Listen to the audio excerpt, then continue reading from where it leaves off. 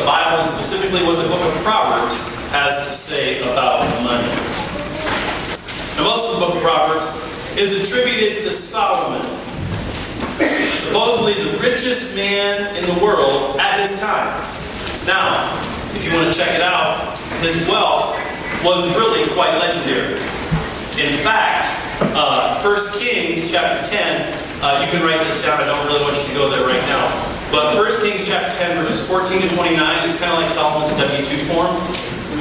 If you want to go and check out what Solomon made, 25 tons of gold a year was his salary, plus revenue from the merchant ships that came in with peacocks and baboons and all kinds of stuff. I'm not making that up, it's there. Solomon was a rich man. In fact, 1 Kings 10:27 says he made silver as common as stones in Jerusalem. Friends, I was to Jerusalem. There are a lot of stones. And to imagine silver as common, Solomon was a rich man. Now, the interesting part is Solomon knew what money can do. His great buildings, his armies, his merchant ships, and the luxuries of all kinds proclaimed his cash flow as real. In his wisdom, we also catch glimpses of what money can't do. And this is the split focus of our sermon this morning. And that's what I'm giving to you in the point. If you'd like to read it with me, that would be dandy. Underneath Money Matters, the point. The Bible tells you what money can and can't do. Now, let's open our Bibles to Proverbs chapter 11. Proverbs chapter 11 is where we're going to camp for a little bit. Maybe you forgot your Bible too. Don't worry, you guys are covered. There should be Bibles on the ends of the pews. They're there for you to use. So feel free to grab it. If you don't have a Bible you can read and understand, please take it home. Consider it a gift from us to you. Again, Proverbs chapter 11, we're going to be at verse 16. The irony that the richest man possibly in the world had such a keen sense of what money can't do. Let's look at Proverbs chapter 11, verse 16. A kind-hearted woman gains respect, but ruthless men gain only wealth. On your outline, money can't get you real respect. Let me read Proverbs 11:16 again since it's so short. A kind-hearted woman gains respect, but ruthless men gain only wealth. The story is told of a visiting American businessman who told a long but amusing story at a luncheon in Seoul, South Korea. The translator repeated it to the group in just a few words, and the audience laughed and applauded. Later, the businessman commented to the translator, "I think it was wonderful the way they appreciated my story, and the way you were able to convey it in so few words in Korean." The interpreter replied, "Not at all. I merely said, man with big checkbook has told funny story. Do what you think is appropriate." If money is all you want, money is all you will get. For Solomon, the richest man in the world, to say they get only wealth, that should ring in our ears. That should make us wonder. He holds up the contrast for us. Ruthlessness. Ruthlessness. That's not a church with no roots. Okay? Which we still have 7. Ruthlessness is to be someone with no pity, or to be someone with no compassion. And that's held up against kind-heartedness, which is a person with compassion. The end result is an either-or, wealth or respect. Which do you choose? Application. Is money the highest goal for you? Has the pursuit of wealth seared your conscience and your kind-heartedness? Which word describes you better? Ruthless or kind-hearted? Which do you value more? When people pay you respect or when they pay you money. There's one other thing I'd like to point out from our text. That money can't get you. And that's in the same chapter, verse 28. Just scan over. Chapter 11, verse 28. Whoever trusts in his riches will fall, but the righteous will thrive like a green leaf. Whoever trusts in his riches will fall, but the righteous will thrive like a green leaf. I have no idea if that's the verse that the Greenleaf Restaurant got its name from, but would that be neat? On your fill-in, money can't get you true security. Money can't get you true security. Another story is told of a woman named Rose Greenhow. Rose Greenhow was a Confederate spy during the Civil War who tried to evade capture and loss of her fortune by sewing the gold that she gained into the seams of her dress. Unfortunately, the ship she boarded sank. The weight of the gold made it impossible for the life preserver to save her. She sank to the bottom with her wealth. Dr. Pierce Harris, who told this story, pointed out that death did to her what it does to all of us. Because we cannot take it with us when we die. But sometimes, we might add, it takes us with it. I love the fact that we still live in a country that every piece of currency we use proclaims what? Besides the pluribus unum. God we trust. Just like the video said. Bill knew. It's on his back. It proclaims that God we trust. But do we? Do we? Being one of the richest nations in the history of the world, having a relatively stable currency can tempt us to trust in our riches instead of our righteousness. The warning is clear. Trust in riches leads to a fall. Application. Does your security for this life and next come from a righteous, that is a biblically moral relationship with God?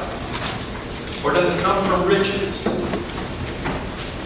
Do you believe you can achieve complete financial security apart from a righteous relationship with God? I'm going to say that again because it might get a little sticky. Do you believe you can achieve complete financial security apart from a righteous relationship with God? Or maybe an easy application. When you hear the motto, "In God we trust," who do you identify as God? What do you identify as God? In what do you trust? Or in who do you trust? Now, those are just a couple observations on what money can't do. But what can money do? I'm going to have you roll on over to Proverbs chapter 22. Proverbs chapter 22. Verse 7. Proverbs chapter 22, verse 7. And by the way, while you're turning there, I am just giving you sort of the sampler platter of what the Bible has to say and what Proverbs has to say about money. In your student Bibles, there's an entire section on Proverbs about wealth and money. You might want to check it out. Chapter 22, verse 7. The rich rule over the poor, and the borrower is the servant of the lender. I'll read it again. The rich rule over the poor, and the borrower is the servant to the lender. On your outline, money can make you responsible. Money can make you responsible. It's true. It can make you responsible. May I suggest this morning, if God makes you rich, He makes you responsible.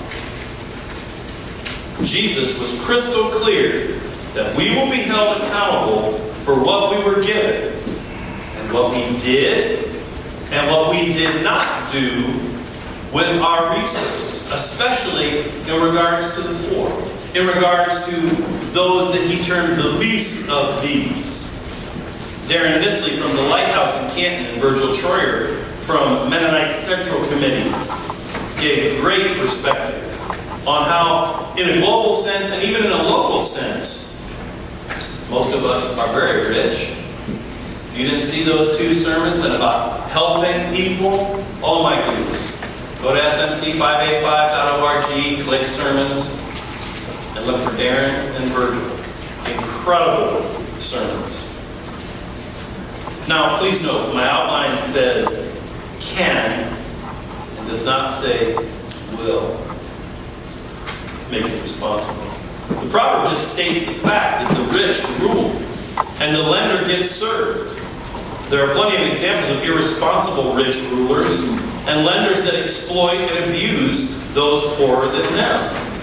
But I find it very interesting that in this very chapter, verses 16 and 22, you can jot those down or just look at them. Verses 16 and 22 from chapter 22.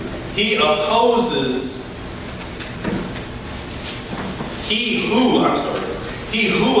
the poor to increase his wealth, and he who gives gifts to the rich, both come to poverty. Then verse 22. Do not exploit the poor because they are poor, and do not crush the needy in court. Let me give you 23 too. For the Lord will take up their case, and he will plunder those who plunder them. Application. How responsible are you with the riches you've been given? How do you treat people you rule over, or people who serve you? And most of us sitting here go, I don't rule over nobody. I'm not a ruler. I'm not a king. Let me give you an example. Some of you will probably go to a restaurant after you're here. And I just got to tell you, in case you didn't know it, church people are the ones the waiters and waitresses dread the most, because they're awful tippers most of the time. Did you know we can change that? We can change it. Be generous. That person serves you. Okay? 10% ain't it anymore. Okay? 15%. 20% if it's good service. Okay? That's just one thing. That person is serving you. That person is serving you. Are you going to choose to be generous with them? Or choose not to? If you want to be totally radical, because I'm one that would say too, well, you know, they give you good service, give them a good tip. You want to be totally radical? You want to be Jesus-like? That waitress that's having a totally awful day and gives you the worst service and lets your coffee cup go dry, what if you give her a tip? It would blow her mind. Might it even turn her day around? Maybe. Would you give it a try? Where else are you in a position where you're ruling over someone or someone is serving you? Can you choose to be generous? Can you choose to bless them? Try to be radical with your riches. Now the best thing is the next thing, and that's in verse 9 of chapter 22. Verse 9 of chapter 22. A generous man will be blessed, for he shares his food with the poor. A generous man will himself be blessed, for he shares his food with the poor. Money can make you generous. Money can make you generous. The greatest thing about money is its capacity to be a blessing to others.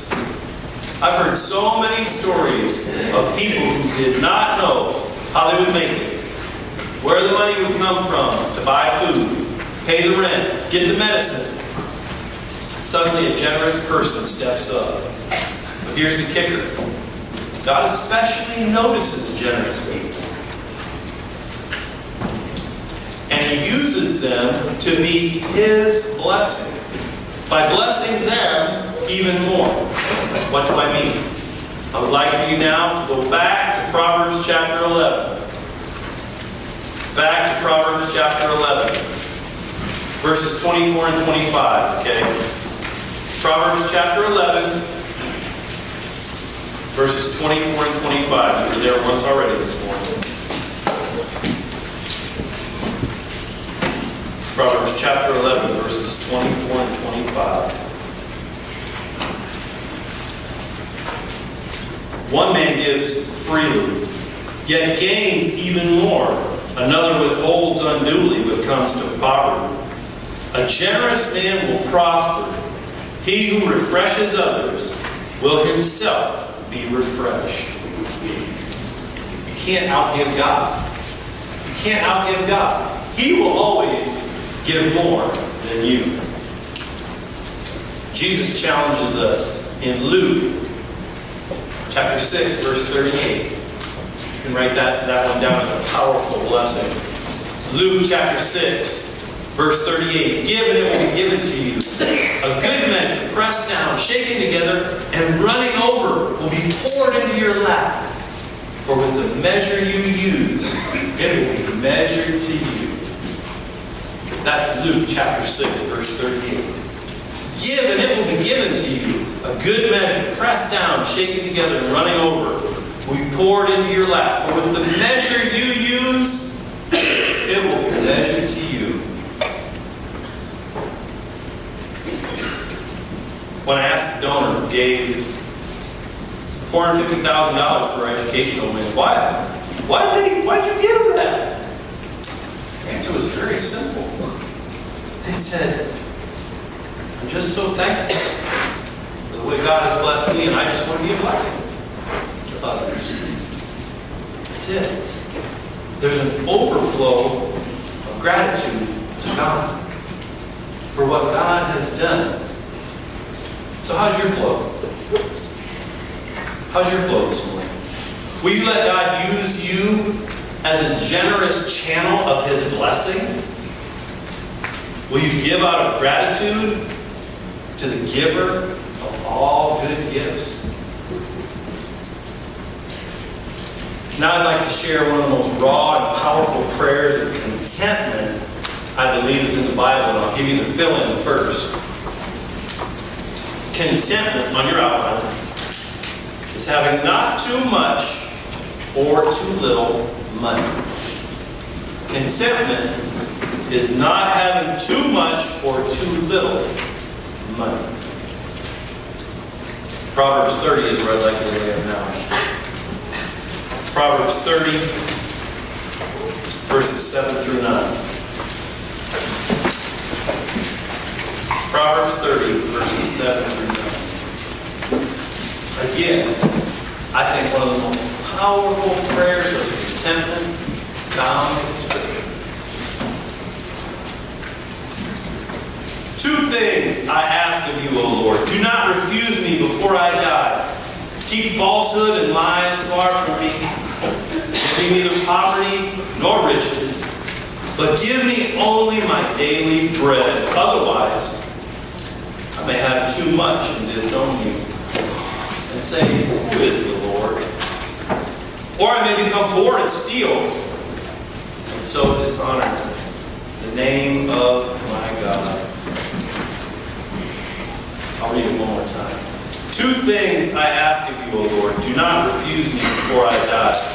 Keep falsehood and lies far from me. Give me neither poverty nor riches, but give me only my daily bread. Otherwise, I may have too much and disown you and say, who is the Lord? Or I may become poor and steal and so dishonor the name of my God. This is a straight up appeal for truth and contentment. Without truth and the knowledge of it, you'll never be content, but rather caught up in the self-deceptive lie of, I'll never have enough. There'll never be enough. The truth is, God will give you what you need. And that's where this prayer leads. Not too much or too little, but rather enough. Enough. This is almost a foreign concept in our culture. The concept of enough. We like all you can eat. We like unlimited calling, text, and data. We like open 24 hours, 7 days a week. Our culture screams to us, there's always more. But then, winks and whispers, because there's never enough. There's always more, but there's never enough. Do you see the insanity of that? This, of course, is the key to greedy living. If there's never enough, there's nothing to give or share because we'll always need more. Friends, that is a wealthy welfare mentality that is totally unbiblical and ungodly. I was totally refreshed the other day when I was talking to someone about a certain opportunity, and they said, "Oh, I'm not sure we can do that because of our commitments to giving." I was like, wow. It's not because we're way over on our credit card. It's not because we can barely make our car payment. It's not because our house payment is over the top. It was because of a commitment to generosity. And it bumped the enough button. That's incredible. There was a contentment about this person that I really can't describe. But I've seen it in many people. At this church and other churches. So what's enough? Enough.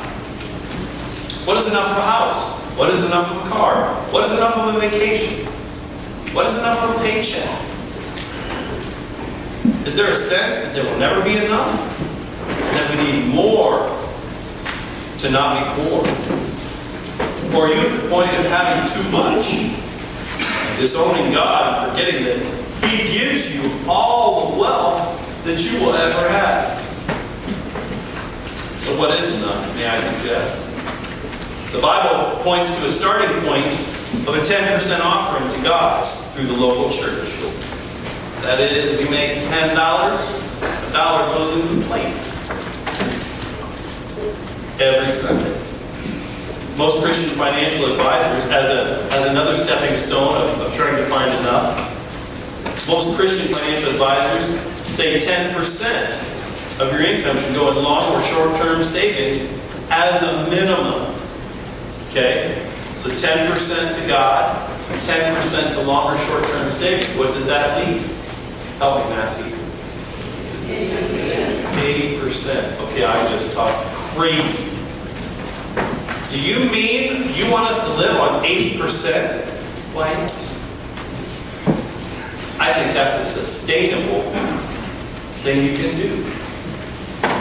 If you can do that, you have enough. And I believe God will bless your faithfulness with abundance that will allow you to be a blessing to others.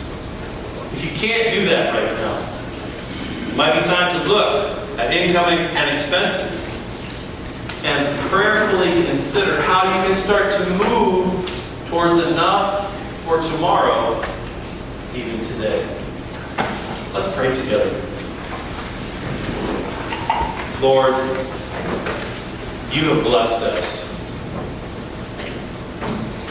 In a very real sense, you've blessed us with more than we could ever imagine. Lord, you've given us more than most people in the world have in regards to money. You've entrusted us. Would you show us, Lord, what money can and can't do in our lives? More deeply, would you show us, maybe even now, what money has done and what has not done for us? Help us, Lord, to treat money as the tool that it is. A tool for blessing. A tool for generosity. Because we know, Lord, you have given to us. Help us to be a channel of your giving to others. We ask this all in the strong name of Jesus. And all God's people say.